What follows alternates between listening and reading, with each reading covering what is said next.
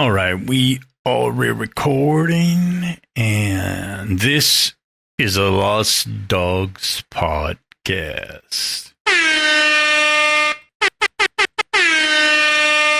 Nah, just kidding. I got some new things there, and I got to take that off. I got some new things there that are I'm just a different way of recording a podcast. Everything that I kind of wanted to do, I'm doing right now. Basically doing triplicate recordings and what have you. So yeah. Anyway, this is going to be a very loose podcast. I got a bunch of notes that I have on file here. And the issue is playing catch up, right? I haven't been, how shall we say? I haven't been recording anything for a bit, you know, and to be honest, it's for good reason, you know. It's a thing right now. I for whatever it's worth, you know, I have been catching up on some things, and I've been I was hospitalized for a bit. Long story, super short. Something happened, and I actually had to be in hospice for a while. It's not really that big a thing, but what ended up happening is it just a big pause on my life, and I hated it. That was the thing there. Now, let me put this in mute here, because it is a thing. This needs to not be at 100. All right, so this is going to be a pretty loose podcast as I go. And one of the things that I did want to talk about right off the bat is that there is, and if you hear in the background, it's the beginning. Oh, today is officially the beginning of summer. It is today we're recording on the 21st of June, in the year of our Lord 2026. It has been a minute since I've been on, and it's almost 2 a.m. It's 1:51 in the a.m. As I'm recording this, and it's just, you know, I have a very terrible sleep schedule right now. It's bolstering. It's not insomnia in the sense that I can't sleep. It's just that I have been trying to get back on a regular sleeping schedule for a very long time. It has to do with that interruption that I had for about a week, actually for 3 months, and it's just been tough for me. And I'm just lucky to have a day job that allows me to produce work, where I don't have to be logged on in the morning, and that's really been my saving point at this point, or, you know, my hindrance. I don't know. It depends on how you look at it, I guess, because I haven't been able to. If I had to get up in the morning, it'd probably be a different thing. The thing here is that I'm alive, I'm good, and there's a couple of things that I did want to talk about as far as just overall topics, little things that get off my chest. First of all, I am recording in a new sort of method to my madness, and I wanted to. There's things like I want to do like episodes of YouTube, and hey, what do you need for podcasting equipment? This, that, and the other.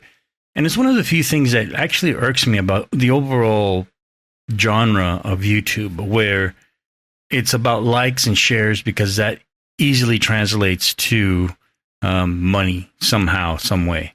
The problem with that is it doesn't address anybody's real needs, and they end up giving bad advice. That's just the bottom line. And it really just it irks me to the point where it's bad. It doesn't help people be creative. One of the things that I just saw that actually got me to thinking about this is what people need for podcasting in 2026. And the problem is that podcasting is no longer just an audio theater. There are a couple of podcasts that I consume on the regular, and I haven't been driving and listening to podcasts too much lately. But every Saturday, a new episode of one of my favorite podcasts comes on. And just because most of the time I've been working on Saturdays to, let's just say, kind of make up for the time that I lost over the winter, I do work and I listen to the podcast. And even if throughout the week, if there's some other podcast happening, I will listen to it while I do work. Now, the thing with podcasting is that it's taken this new sort of meaning, and I noticed that YouTube has sort of recategorized what it thinks a podcast should be. And for the most part, it just seems to be like an audio sort of layered over, not necessarily random video, although that is a thing with these stories that are coming up that I'm consuming that I'll talk to you about in a second, that I've talked about in the past. But it's also a sort of a loose interpretation to where now any sort of TV show is considered a podcast. Any sort of quasi conversation or interview is considered a podcast now. It's not just an interview anymore. And that's fine. And the problem is like before, a podcast used to have very strict rules, and to the purist, it still does. And one of the purest rules is that it's because it's called a podcast, it needs to be on an RSS feed from Apple. That was the main thing. Apple dominated the podcasting world to where if you didn't upload your audio onto Apple, it's not considered a podcast. Now with Spotify, even though it's the big chunk of it right now, still, I believe, I haven't heard statistics yet. At the last time I saw statistics, Spotify was breaking in on that percentage of hosting podcasts in a different way. And the thing is something that YouTube should have done from the beginning. And now I do see that for whatever reason, YouTube is indeed now sort of quasi-hosting podcasts. But of course, now all the podcasts have to have almost the video. They want to see who you're talking to, as opposed to before where it was just purely audio, very well edited. And things like This American Life are going to be very difficult to edit with video a lot of the times, because most of the things that they do, and I think the artistic version of it, is just purely audio. And this is one of the things that I love, sort of background noise. Like, I don't mind podcasting, like, let's just say in a bar or something like that, where there's background noise, where you can definitely hear the voices crisp and clear and up front. But what you won't be able to do is actually listen to a completely silent background, which is, I don't mind. And This American Life is still, to me, one of the best shows on audio that I've heard, because it's very well done. And of course, that's because it's from a radio background, right? And if you listen to radio and things like that, talk shows, like single person talk head videos, which there were some crazy ones back in the 80s and 90s, which my friends used to listen to all the time. You didn't need much. The imagination, the narrator was very good at making you imagine things, because that's really what it is. It's not just reporting the news and things like that, but in a sense, it's really talking to you in a sense that you stay engaged. And in order to do that, they have to capture your imagination, whether it's through a good narration or whether it's a good subject matter.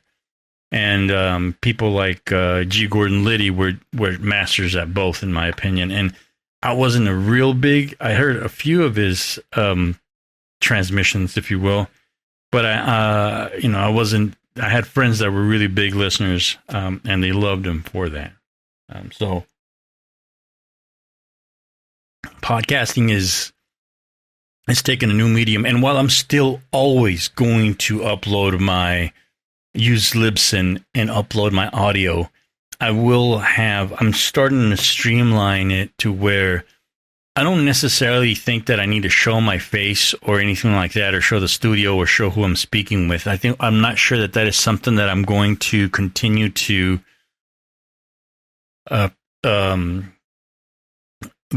move forward or look after or seek out as far as my podcasting conversations with musicians and things like that. I've always had a fascination with radio and disc jockeys talking to their favorite artist when they come to town. You know, this is what it was. This is originally why I got into podcasting, is that I wanted to buy a recorder that can record. In my case, I bought one that can record 8 voices at the same time, have 8 to 9 tracks. I have one that records 10 tracks.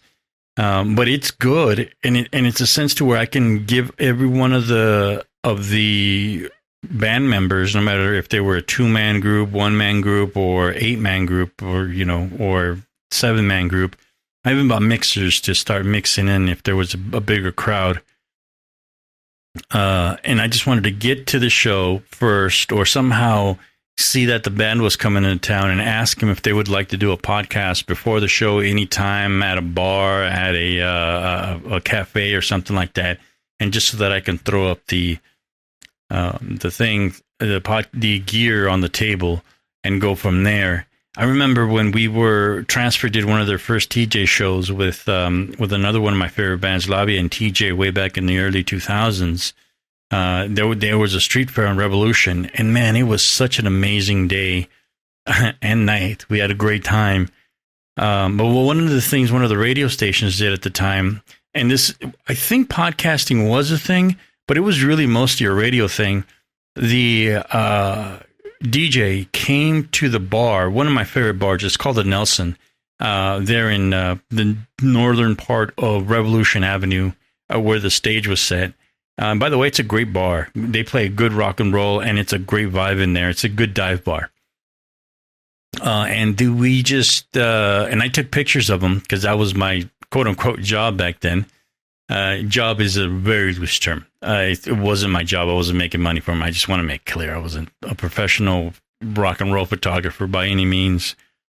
But what happened was they were in the back booth, and the guy just put a recorder on the table. Everyone had beer, and the guy would essentially just point the microphone to whoever was talking and do it, like an old school radio style sort of thing, And I just said, man, that would be great. And I just locked that in.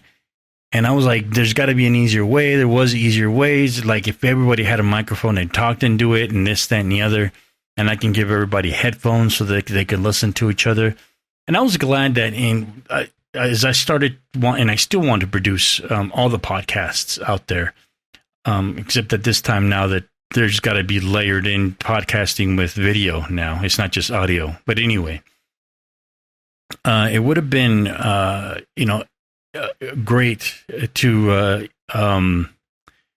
have everybody connected. And I was lucky enough to have a couple of podcasts where I had to record 6-7 people at a time. And I was able to do that pretty decently. And even to the point where I was one of the first podcasts. I don't know if I was one of the first.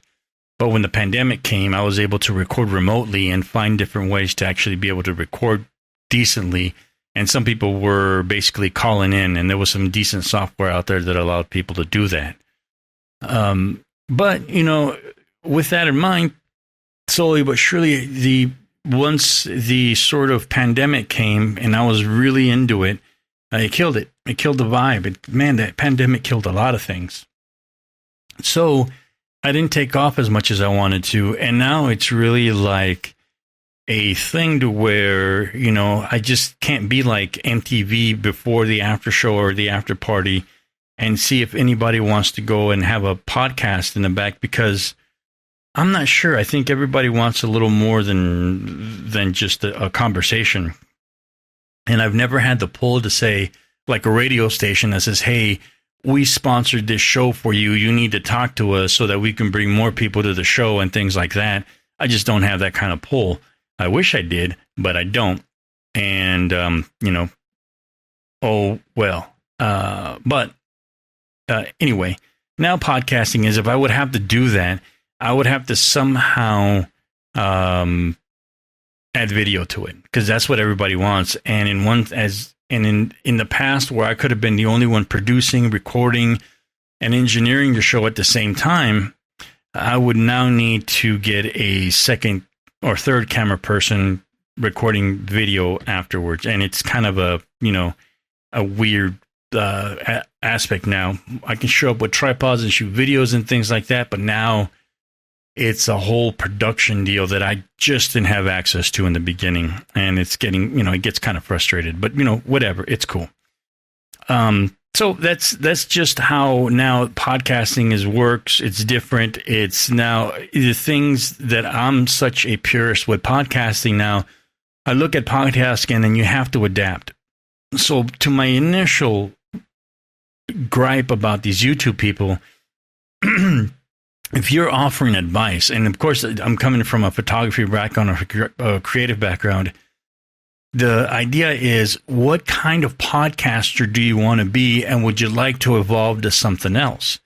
And just the system that I have set up right now, like there's some things that are kind of expensive, something that there isn't, but in the end, with the system that I'm recording on right now, even though a couple of things are expensive, it'll still be less than everything else that the other person is trying to get you to purchase. And one of the cool things about the whole thing is that it is sort of integrated with the software from the manufacturer itself. I don't want to say any names or anything because this isn't that kind of channel. But my point is that if you're going to give advice on anything, you need information on it. And this is something that we as human beings, whether we're trying to give advice to emotional and help somebody out, we have to listen to the details of what they're, it's not just about, it's not just about a breakup. It's not just about a grievance. It's not just about getting fired. It's not just about going to jail and somebody wants to open up for you. You have to find the nuance. We are all human beings and we're all different, and we have to listen to the details. Keep word, listen. And this is what a lot of people are not doing, is they're not listening. And it's very frustrating to where, I know what you need. No, you don't, man. You haven't even heard what the problem is. You just need to figure shit out. And it's just frustrating overall.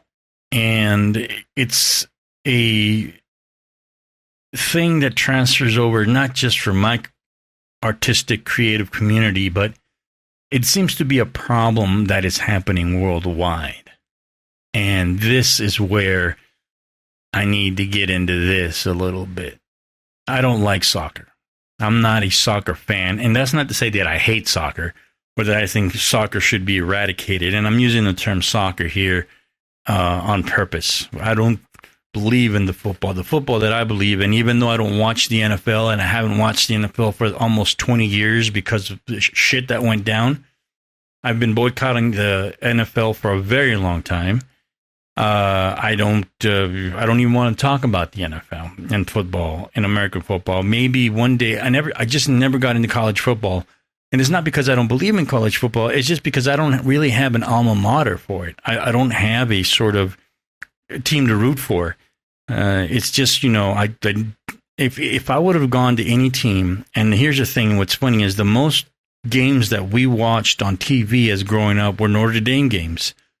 And there's a reason for that, because for the longest time, Notre Dame was an independent school, and they didn't have to adhere to any other leagues within college to sell their TV rights. So NBC bought their rights, and so when college football came around, I saw all the Notre Dame games. Lou Holtz was the coach at the time, and Notre Dame was a badass fucking school, and they won a lot, and it was just amazing. And so if I ever wanted to go to any high school or root for a team, it would have been Notre Dame, despite being a San Diego native.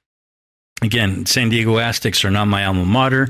I never believed in them, and they had I went to go see Marshall Faulk play, and in the one game that I saw Marshall Faulk play, it was obvious the guy was an amazing running back. I think we won the game by the hair of our chinny chin chins, but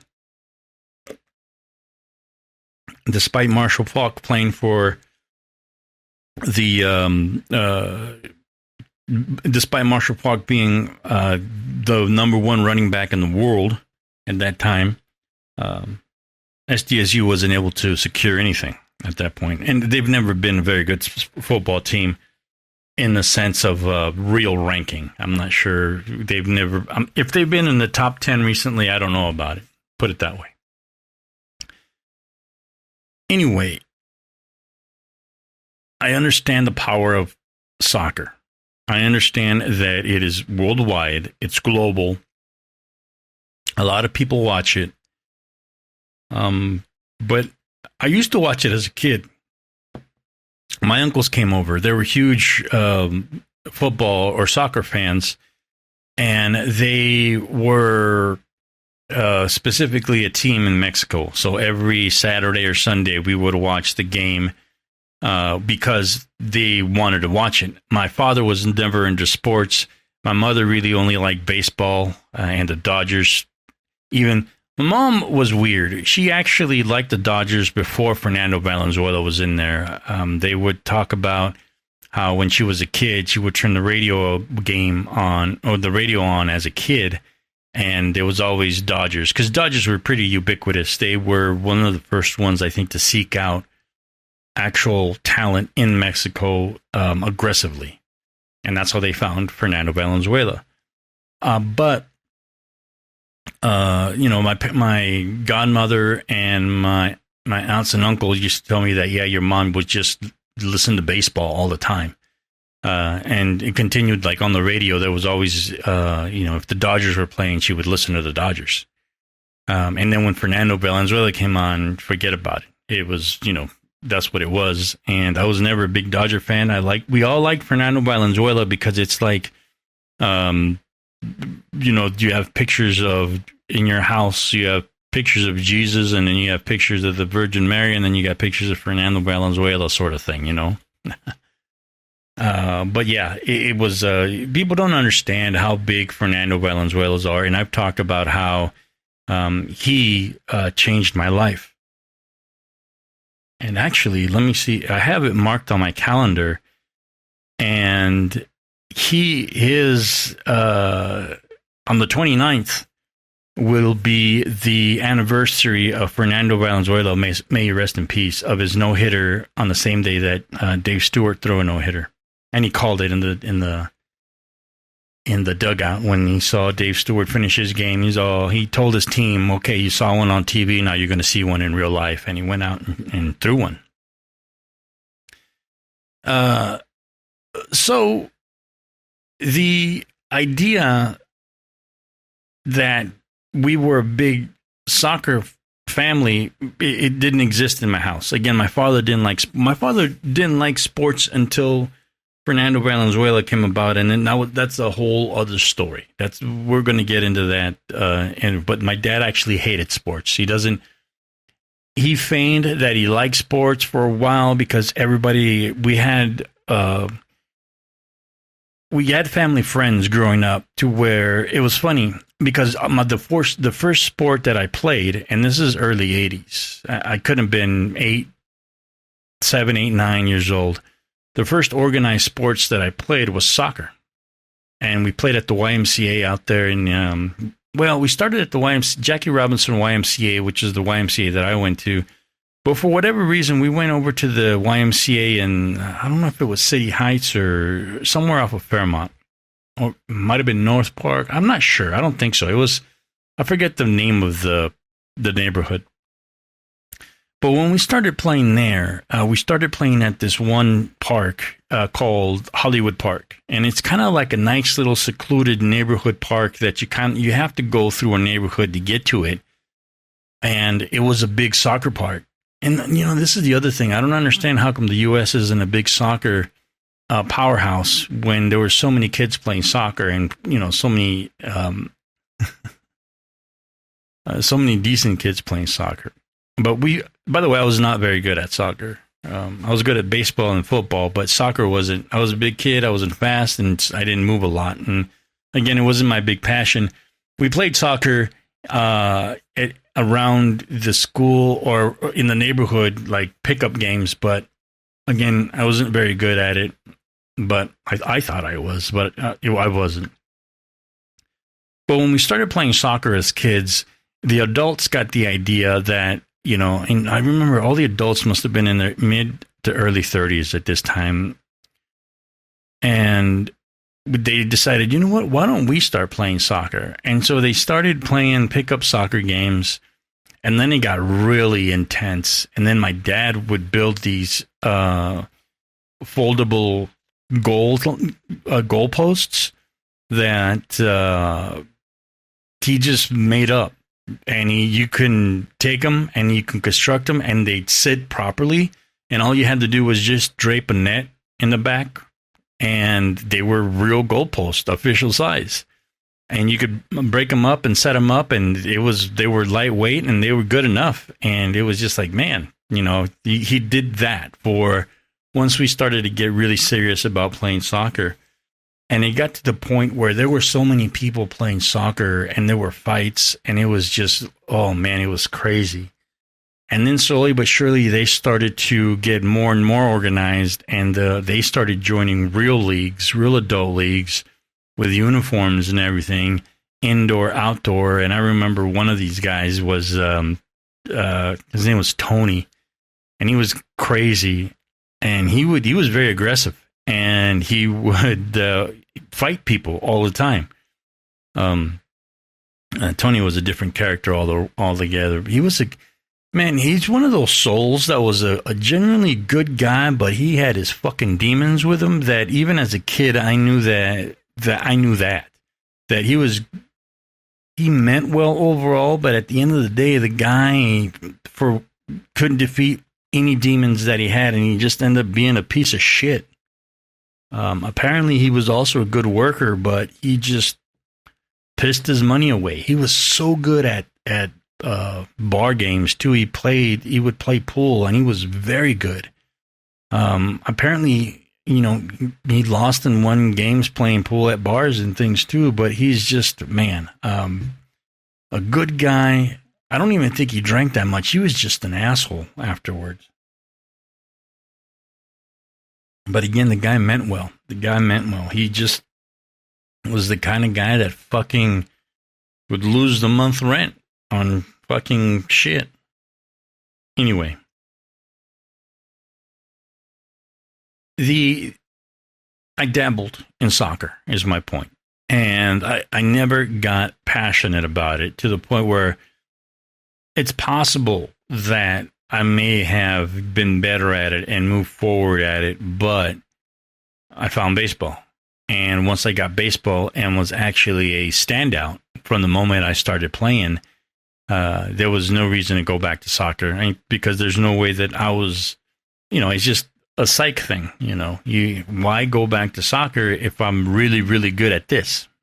So, yeah. And so I understand the globalness of soccer, and I understand that it is possibly, I think it is the most watched sport in the world. Why? Because every single nation in the world has soccer, some sort of soccer thing happening, right? But what I did underestimate here, and it's because my algorithm is just completely filled with this. Last night is one of the things where I was going through the death scroll, and it's filled with Europeans and Africans coming over to the United States, and I didn't want them to come over. I want FIFA to fail because there's one thing from the sport, and then there's the other thing from the business aspect of it. And I think that the way that Mexico treated its soccer, FIFA treated Mexican soccer in the way that soccer is such an elite sport right now, to where you have to have a lot of money to go to these games. There's just no two ways about it. It's absolutely insane. And then the coverage right now is like, I can't watch, even if I wanted to, I can't watch all the games. You have to pay somebody to stream them somehow. They have free games on certain stream channels in Mexico that I can watch, and I did do that. I watched the Mexican team play, but I can't watch today. I couldn't watch the Japan and Turkey gameplay. And the thing is, again, I'm not going out of my way to hack anything to watch it, and I'm not going out of my way to pay any stream anything to watch it. I don't have cable. I don't have regular TV. everything I do is on the internet, and I'm not, doing anything weird to go and find. If I can't get to the page that I always go to, and if there isn't a game, that's it. I'm not watching a game, right? It just doesn't make any sense to me.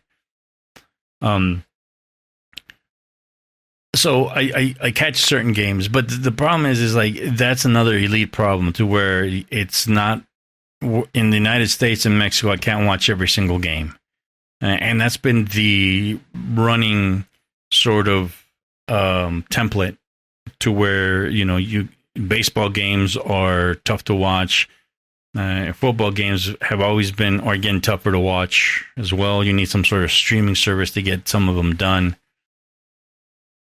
And it's to watch some of them, and it's really weird. So I don't like the business of FIFA. So yeah, I didn't want anybody to come. There was this whole thing, how logistically the games in certain stadiums in the United States were very difficult to get to, and they were not cost effective.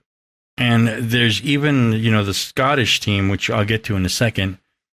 There were people that said that, obviously this is just, I think, hearsay. There's nothing here, but, people are saying that some of the Scottish people spent their life savings to come enjoy soccer in America, where this is, to watch their team play.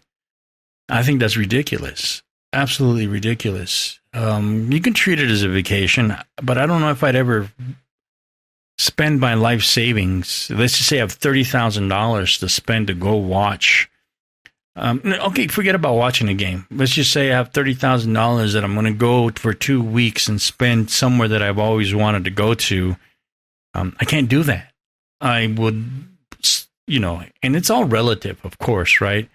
But that's not my life savings. If I spend $3,000 to go to Europe to do something, that's great. I don't mind that, because you can make that. I have a job. I can make that money back, no problem. If I haven't saved most of it already anyway, so I don't see a problem with that. And of course, I don't see a problem with somebody who's mega rich, spending $50,000 to come over and go across the United States and hopefully stay. And if their team moves on to the next round, be able to catch every single one of the games of their club. That's for the ultra rich. That's what they're paid for, and that's what they got to do. Great, good for them. But the blue collar worker doing that is insane to me. But hey, man, that's their money. That's what they got to do. And then the unfortunate thing is this: I believe FIFA kills cities. The last time Brazil went up, the government promised the people that we're going to build these mega stadiums, because that's ultimately what FIFA needs, is mega stadiums. And that's why Canada doesn't have the entire tournament, and that's why Mexico doesn't have the entire tournament, because those places have just maybe a couple of stadiums that can stand and have the infrastructure to hold enough people to make it worthwhile to hold World Cup games in. But the United States, you can go to a college town and it'll hold 100,000 people. You can go inside the middle of nowhere in the United States and go to any college. You can go to Ohio. You can go to Tennessee. You can go, anywhere, any college team. The Rose Bowl holds a lot of teams, even though, whatever. But the infrastructure to hold big mega games already exists in the United States, and they are not going to, hopefully, not damage the local economy in the way that in the long term this shit happened in Brazil a few years ago, or I don't even know what other teams are doing it. I mean, it's so. The United States is so primed already to do these things that I wouldn't be surprised if the United States gets the World Cup and this exact same setup happens again in another 12 to 16 years. Another 2 or 3 World Cups to where everybody else is like, man, we can't hold it, this and the other. Especially if you're thinking about expanding the tournament, which is what I hear, letting more teams in, which would make it like a summer-long fucking tournament, which is crazy to me, but whatever. Try to squeeze every single dime out of people. That's great. But that's the thing, though. With soccer, it's like every 2 years you have some sort of world event. In 2 years, you're going to get the Olympic Games. And again, it's going to be a whole other soccer tournament, which is, and to be honest, I don't even know if, because ultimately, the teams are all-star teams from their nations, right? It's basically what it is in American terms. The representative team from the United States is the all-star team of players that play all over the world, whether they play in the European League, which I don't know how many Americans play over there, versus their MLS team. You grab the best of the best and you put them on your team. As opposed to some of these teams, man, and that's the other thing that I hate about FIFA and I hate about the whole game in and of itself is that people import players into the things to where Mexico's a perfect example. They have a Colombian guy playing on their team because Colombia wouldn't pick him up on their all-star team. So the United States goes, or Mexico goes, hey, play on our team. We'll give you a passport. Basically what it is. A lot of these other teams have imported their talent, which is something that I completely disagree with both FIFA and the Olympics. I think that these institutions are absolute garbage. No one represents their country anymore. Hey, man, if your country sucks at a sport, that's great. That's fine. And the thing is, like, not every country needs to be represented in every single sport. Certainly, there's certain countries that can't swim. There's certain countries that can't dive. There's certain countries that can't run, and there's certain countries that can't shoot arches, or whatever, archery.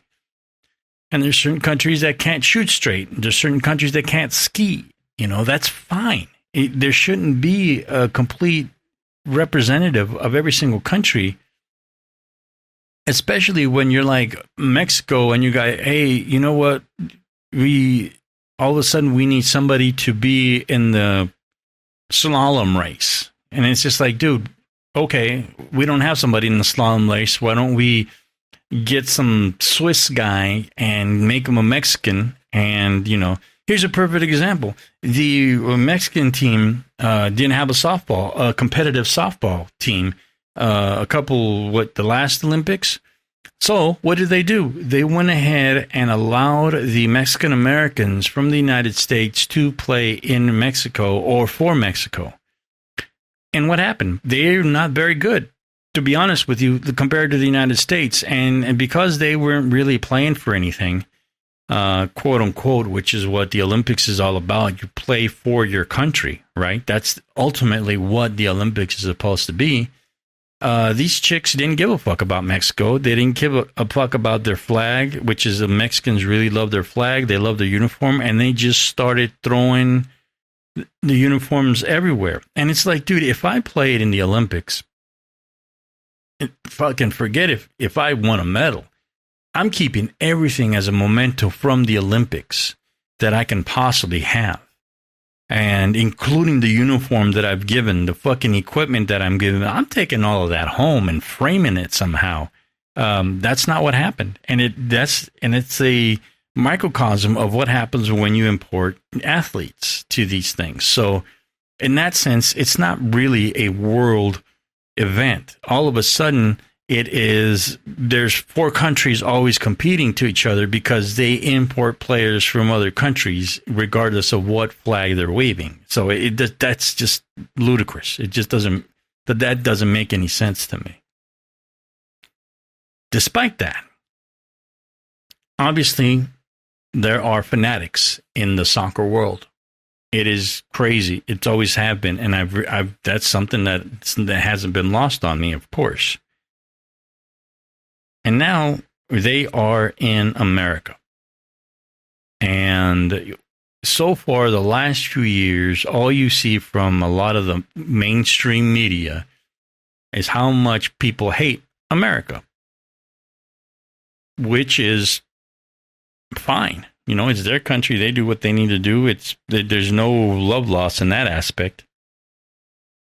But there are a lot of people speaking out for America especially in the death scroll that I'm at. And it's just a microcosm. It doesn't mean anything because it's like when the algorithm senses that you are liking and viewing a lot of things, it's going to send all of those, even though it might be just a small portion of what's happening.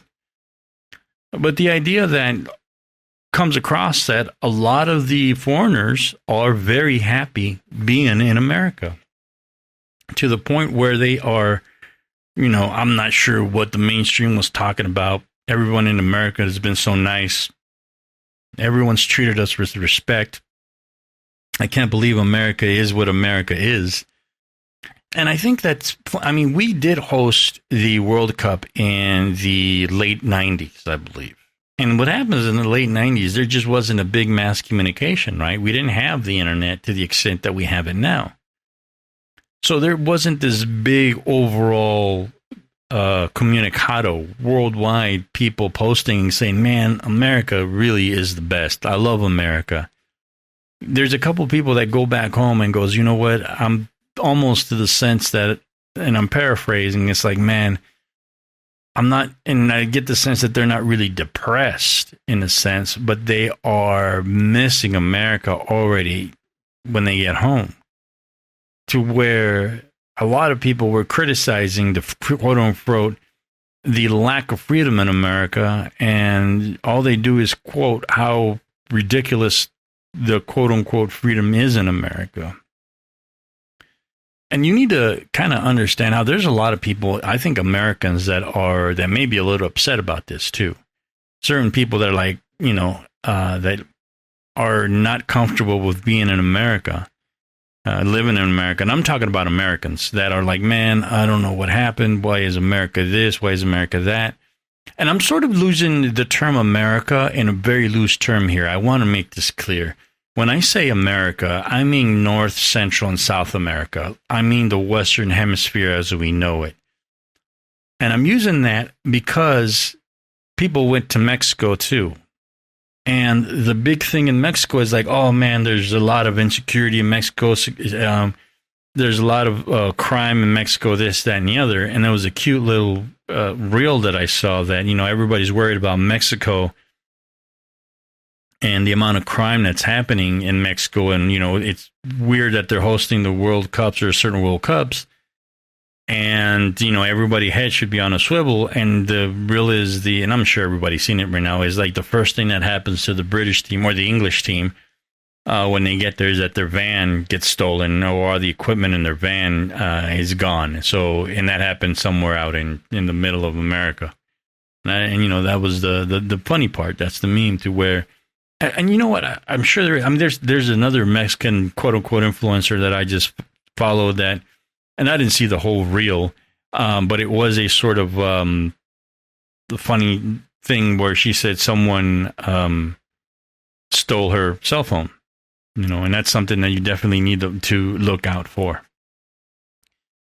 But your phone could have been stolen anywhere, to be quite honest, and I'm not sure, what's going on. And then I didn't follow the basketball thing, but all of a sudden I hear these things that are happening in New York. I see fights and whatever, and I'm like, man, that's crazy. If you thought soccer fans were insane, what are basketball fans doing out there in New York? So it's whatever. The good stories are, especially from the Scottish in Boston, which I think is kind of surreal for whatever reason. I'm not sure why I think that. It's surreal that the Scottish are in Boston, which is, for the most part, a predominantly or a culturally historical Irish town. The stories is that they have drunk all the beer on a certain day from these places. The places were not prepared to sell as much beer as they thought they would. Apparently, it happened in more than one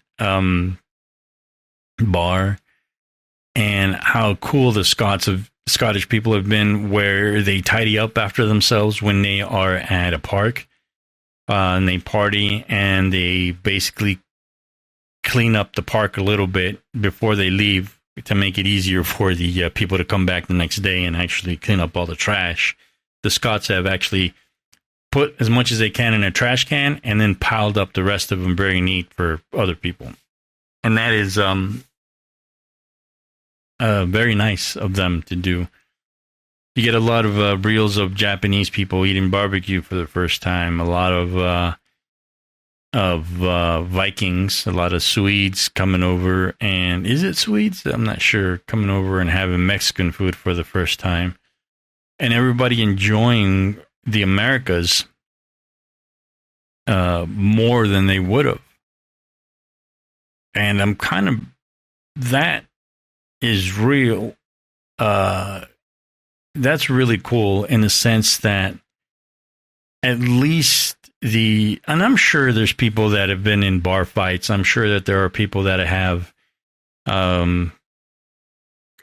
been victims of some sort of misdemeanor, let's just say. I'm sure that there's some things that have happened. There is a sad event of a man that landed and unfortunately passed away before he could see his first match. But, and nice things are being done for him, I believe. But this all, it's happening in America. And I think that that's, somehow, you want this wave to continue afterwards. And yeah, I'm the person that thinks that despite the government and what's happening, this is, good. And this has been happening, which is good. And I think one of the things is that the people were welcomed by blue-collar America, middle America, the Americans that are not represented in mainstream. And it's just a lot to be said, I think, where, I talk about how I went to Phoenix, and Phoenix is a very conservative place. But when you start talking to people on a one-by-one basis, it's completely different. You have a better understanding of where someone comes from, again, what I was talking about, and you are able to have a regular conversation, and you're still going to get a lot of people that don't understand that don't understand nuance, that don't understand that people come from different backgrounds for doing that sort of thing. And it's kind of weird to where it brings us, it opens us up to humans, And I'm not telling you, I'm not going into a kumbaya moment here like, hey, man, oh,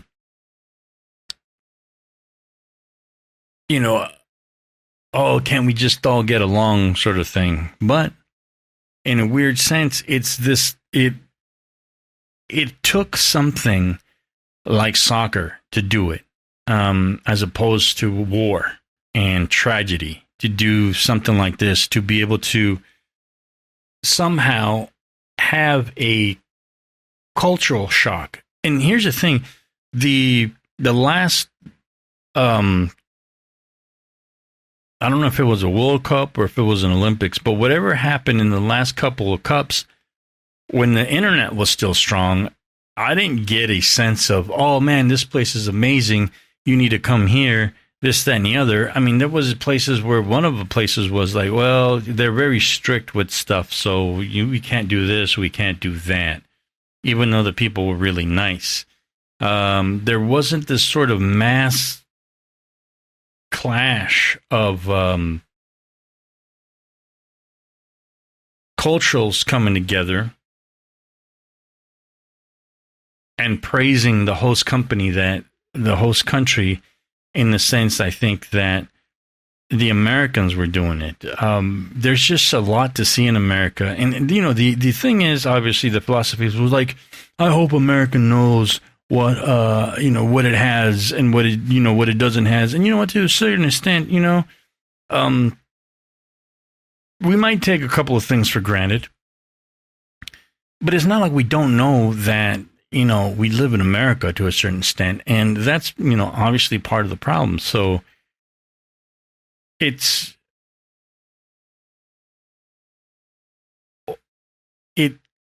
America isn't lost on Americans. That's my point. America isn't lost on Americans. We know what we have, I think, in a broader sense. And, the thing, the obvious, I think the beautiful thing that happens is that a couple of people have pointed out, like, oh, Americans are uncultured, Americans aren't well traveled. And it's like, well, we can go to a different state and actually experience a different culture. And if we wanted to go to a different country, we don't ever have to leave the Western Hemisphere. We have a lot of culture the further south we go. And even within that country, like Mexico, there's so much diversity from the north part to the south part that it is insane. It is crazy. And one of the things that got pointed out the other day, or in one of these memes, is that there are as many people in Australia as there are in the one state of California. And that's crazy to me. Of course, there's reasons for that, obviously, but the fact that there's more Californians than Australians is mind-boggling, though, isn't it? It's just one state in a nation has more people in it than most nations, I think, in Europe as well. It's crazy. At one point you start looking at California on its own is like the number 4 economy in the world just by itself. And then Los Angeles on its own is like the number 14th economy in the world by itself. So California could be its own country, of course. So it's just crazy. And it's just nice seeing people going to Yosemite, seeing these national parks, things that just don't exist anywhere else. I went to, I'm happy to say that I went to Paris in France last year, almost a year ago. And that was nice. The thing is that I've been wanting to go to France since I was a little kid. And as I got into an adult, I did lose a little bit of the passion for it, to where, as a kid, I actually, long story short, I did study French a lot. And I had actually some of my favorite teachers were my French teachers. They really liked me. They motivated me. They were, really rooting for me to be, fluent in Spanish and to absorb the French culture. A couple of them were, one of them, the first French teacher that I had, she was French. And actually, 2 teachers that I had were French. The first teacher that I had, because I started taking French in junior high. The junior high that I went to had electives like that you could take: French, Spanish, German, Italian.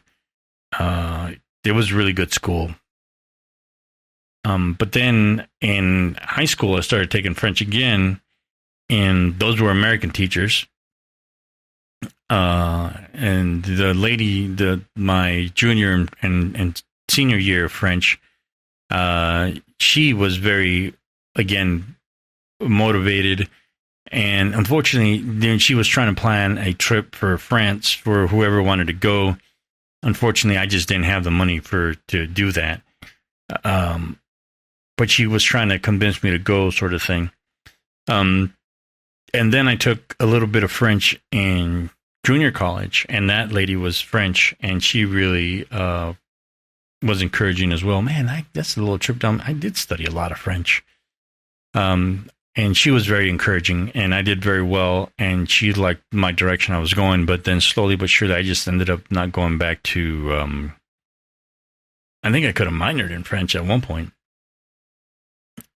And my point is that I went to France, and I finally went there, and I went to all the places that you see, or most of the places that you see in your textbooks. The one museum that I really wanted to go to was closed for renovations, but you could see it from the outside. It was the cover of the book that we were studying, and that was really cool. But I didn't walk away from France, and specifically Paris, saying, oh, wow, these people, even though they were nice, they weren't rude. And I just want to say that, you can... And we've all done shit talking about the French, and specifically the Parisians, because we ended up going to Normandy as well and seeing a little bit of the northern part of France, going to Omaha Beach, staying in. We stayed at the Mont Saint Michel, which is actually gorgeous, and then we stayed at a little port town in the north, just to the east of Omaha Beach, and that was awesome. And that was actually the picturesque part of France that I would have really liked to have stayed in, and do just a sleepy town where shops open early and close early as well, sort of thing. So that was really good. And you know, so there was zero issues with quote unquote rudeness there. They didn't act in any way, oh, the French are so rude and stinky or anything right there. No, that didn't happen. In Paris, I rode the subway a lot. I loved it. It's so easy to get to. It's so easy to navigate. That and the public transportation. I took the bus. I took a combination of the bus and the metro to the Basilica, the big old where John Wick fought the last fight. You know, I kind of made it a point to kind of go to as many John Wick places as I could. I only made it to 2 of them, because there's a lot to do. But there were issues with deodorant in the tube, in the metro. I mean, that's a cliche that I cannot tell you is fake. It's true. It really is. Everybody does keep to themselves. Nobody comes into the shop says hi or anything, but that's their issue. Not mine. I go in there and say good morning, whether it's in French, English, or Spanish. Yeah, I did all 3, and ordered my thing. Do it. And if there's somebody eating, I go, hey, how you doing? Good morning, or whatever. And they look at me funny, and that's great. Whatever. But nobody was openly rude. Everyone served with a smile. We didn't go to many sort of trendy spots. We went to a couple of really nice, cool little spots around where we were staying. We went to, a coffee, just overall the cafe, the ambiance of the tables outside and that sort of thing. Not once that it was anybody rude, and quite the opposite, to be honest, as far as the waiters and this, that, and the other. I could say that, but to say... To say that I had a great sort of customer service experience, who was really actually pretty cool were the kids at the catacombs. Those kids, the docents there, and they were kids. They couldn't have been older than 20 something, early 20s. We just, they were very communicative, and of course, it's probably because it's a museum. But those kids, once, we had a little bit of a conversation at the end about how many steps there were to come up, and it was funny how everybody had a different number. I think it was 100. I think I counted 116 steps to get to the top. But no, it's 112. No, it's 115. And, it was a funny conversation that we all just kind of went there. Anyway, my point is that there was a lot to see there. But my experience with the people wasn't like, oh my God, they're so open, they're so friendly, they're so this. They didn't give a flying fuck where we were from, what we were going, what we were doing. A couple of them did at the small sleepy town up there in Normandy. It was they didn't the first lady, when we tried to check in, she didn't speak any English, and my French was my cousin, she speaks French too, ish. So she was doing the translating. And it's funny because she started using words that I knew, but I had forgotten in a very long time, because I haven't practiced French in years. So it's not like I'm fluent in it. It just isn't. I studied it a while. Maybe I was quasi-ish. Maybe I could have talked to like a first grade class in my early 20s. But since then, I could probably just get away with, asking for a beer and asking where the toilet is. So it's not that I just don't have that sort of handle on the language yet. Regardless, though, I'm sure there are other countries that are very open, and it's not like I'm going to go and, again, go in there with a closed mind anywhere that I want to serve. But it's funny because when I go and travel around Mexico a lot, it is that.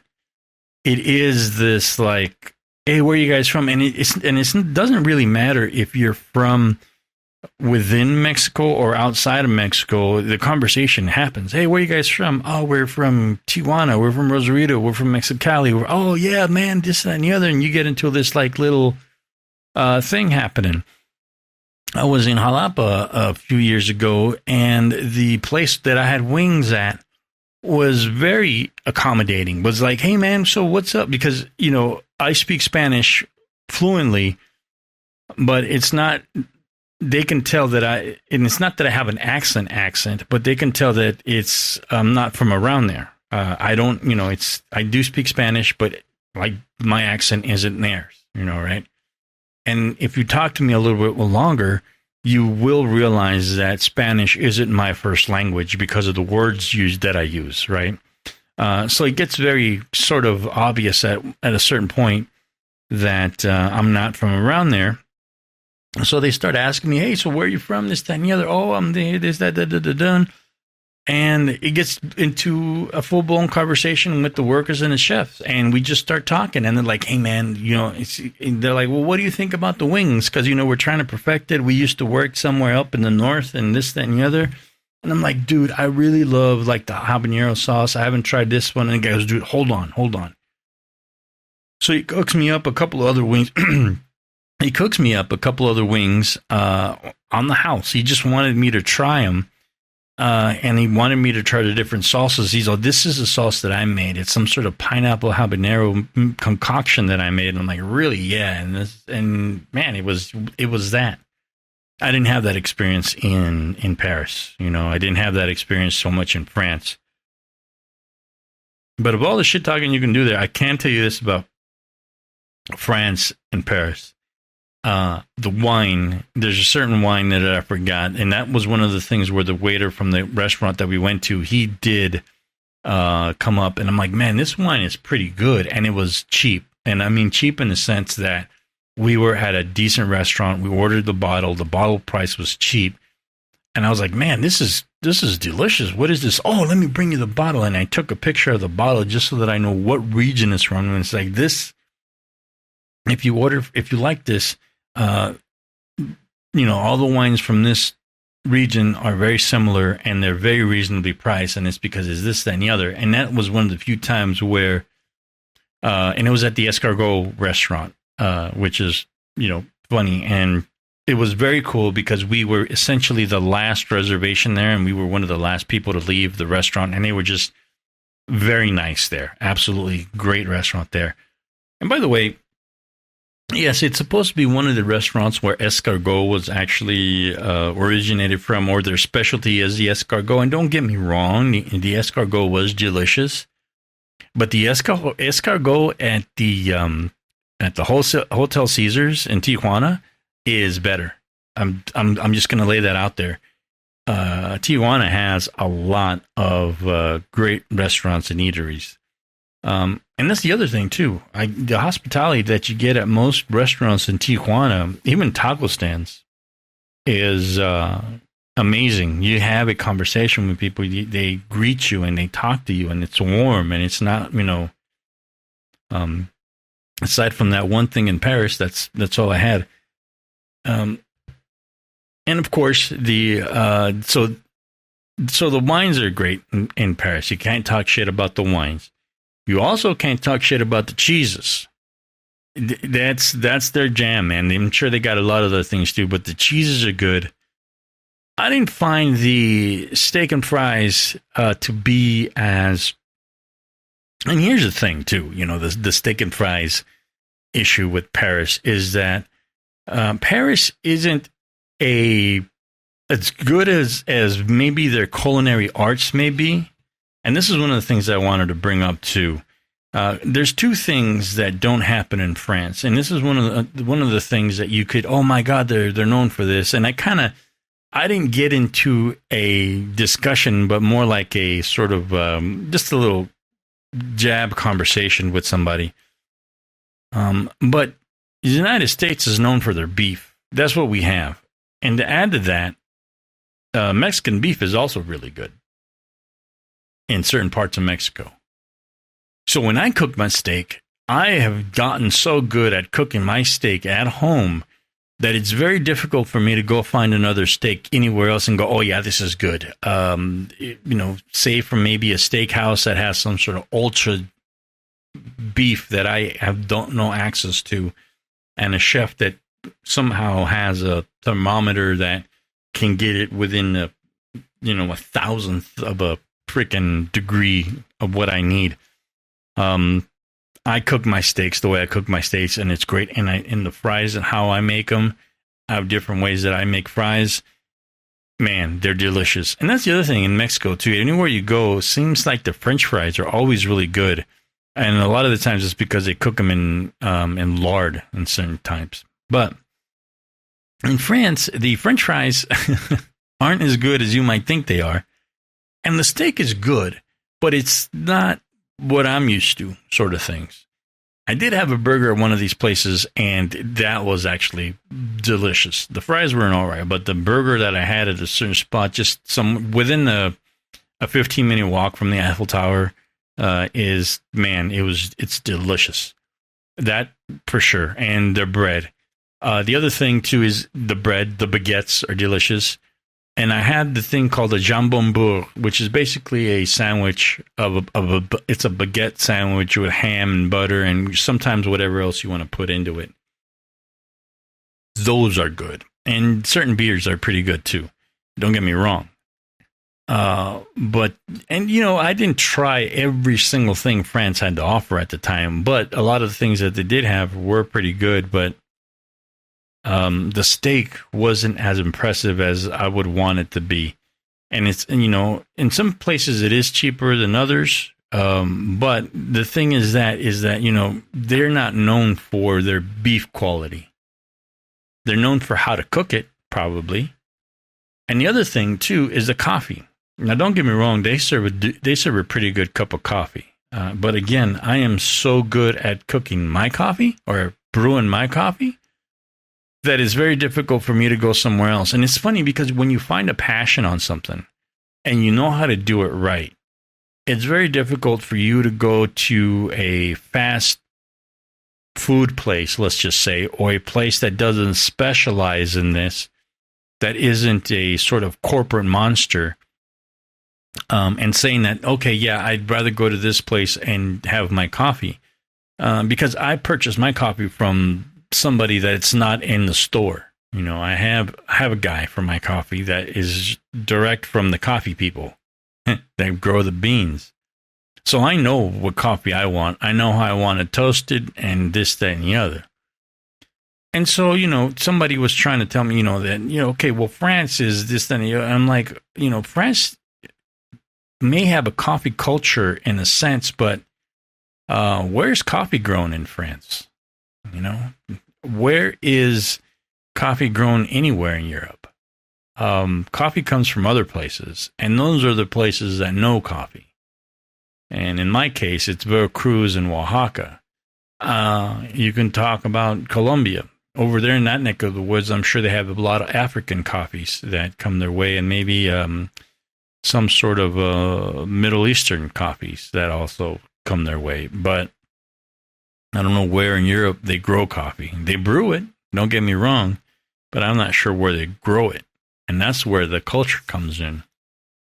And I kind of get into that little aspect too. So in that sense, yes, you can give me, you can brew coffee, but don't get me wrong. I had some great cups of coffee. Coffee creme is the way that I do it, the way that I love it. And there's a couple places there, man, that were delicious. If you see the shops that have the actual espresso machine, those are the spots you want to go to drink coffee and buy your pastries from. Oh yeah, the pain au chocolat is the croissant with the chocolate in it. That's all I basically ate for breakfast when I was there. But yeah, if they have the espresso machine in them, that's a place where you go get your coffee. I made the mistake of trying to get a coffee at the train station. And while they may cook or bake some of the stuff in there, they have a computer machine that they press what you want, and then it'll come out like a vending machine. And that was not the best cup of coffee that I had. I think McDonald's had a better cup of coffee than that.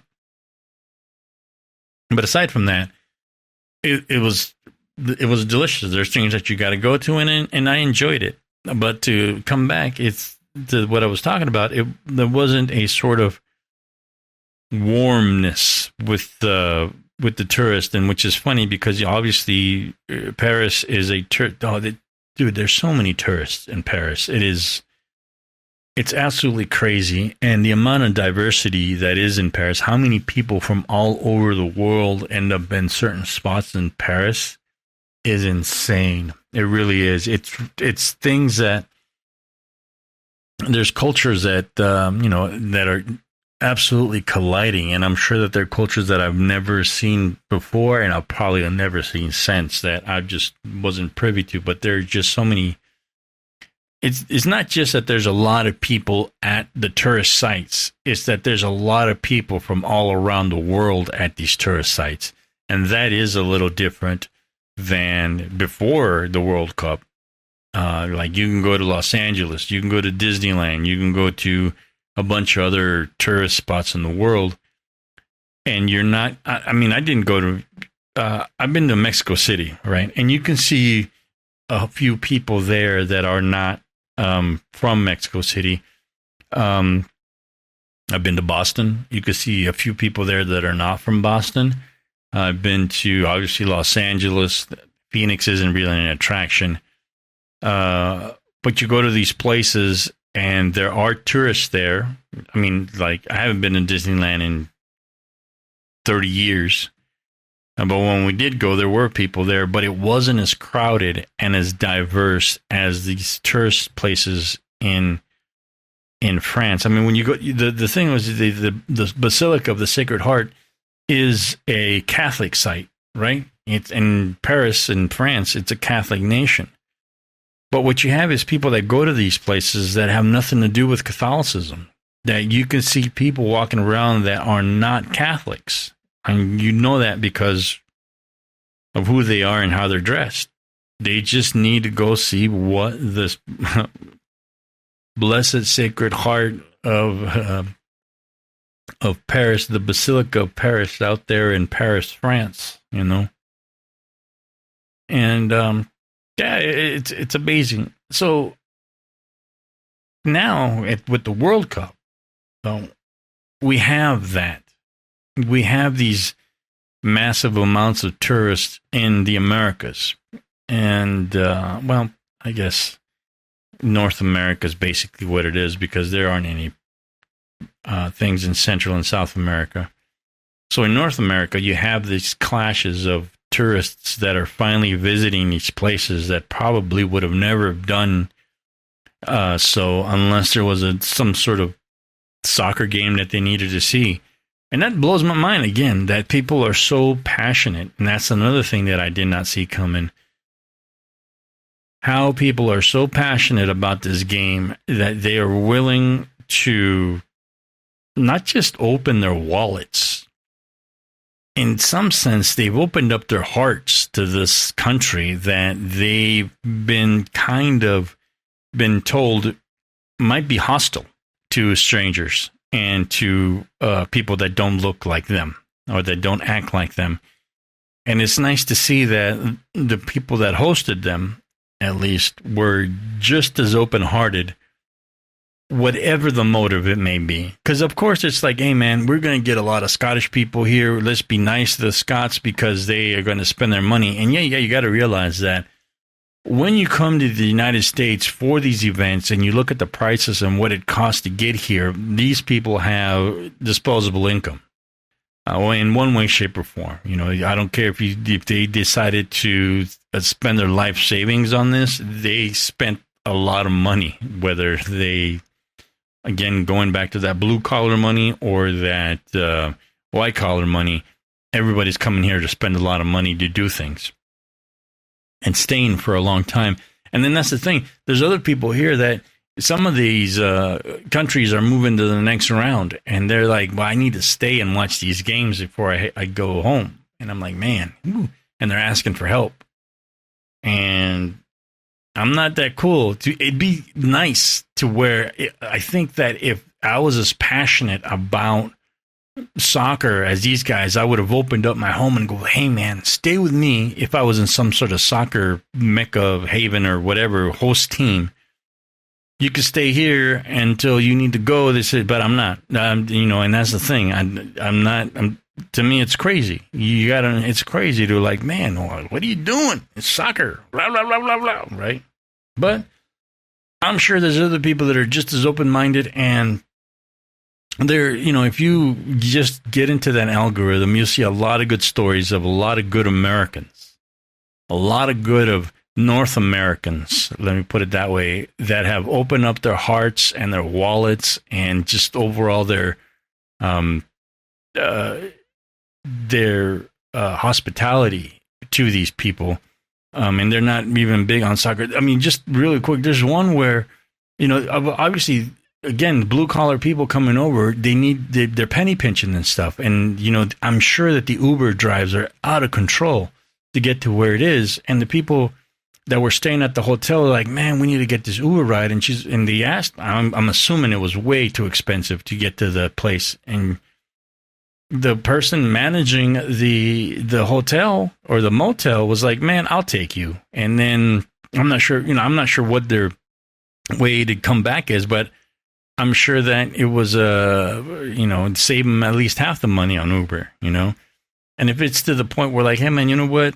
Whatever the game's done, if you're not going to do this, that, and the other, I mean, I could have made a thing like, I'll take you there. I'll bring you back, and then this, that, and the other, what have you, But I'm not there, And again, it's beautiful that the host people have brought these people in. It's really nice to see.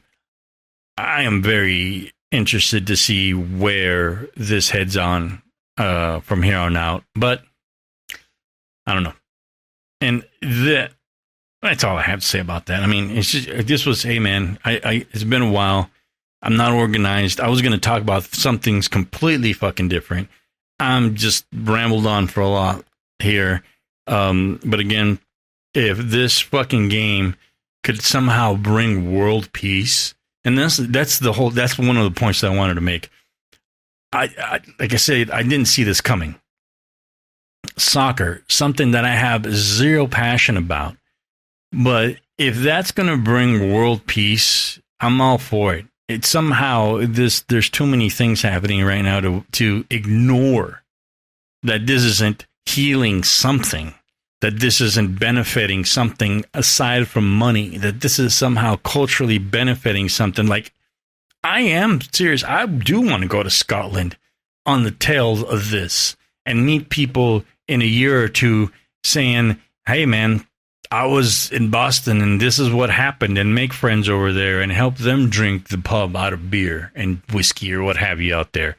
I do want to do that now, going back that way, even though I have nothing to do with soccer. So in that sense, I'm all for it. If that's what brings it to this point.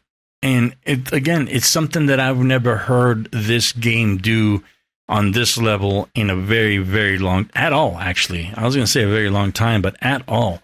I've never heard so many people speak up about this. And it's possible, again, that people have been speaking out about this, but I've just never heard about it. But now it's the internet. It is what it is. And we somehow, in some weird way, are all the better for it. We'll see. All right. Thanks a lot for listening. I'll talk to you guys later.